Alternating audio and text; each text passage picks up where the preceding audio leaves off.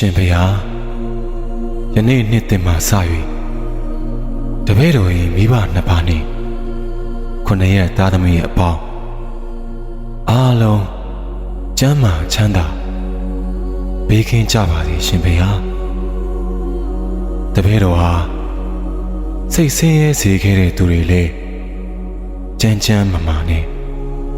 ဘေးရန်ကင်းကြပါစေတပည့်တော်ဟာပြုံးရည်စေခဲ့သူတွေလည်းကျမ်းကျမ်းမာမာနဲ့ဘေးရန်ကင်းကြပါစေလူနဲ့တရားဝါအားလုံးလည်းဘေးရန်ကင်းကြပါစေဖေဟာတပည့်တော်လည်းစိတ်ချမ်းသာကိုယ်ချမ်းသာ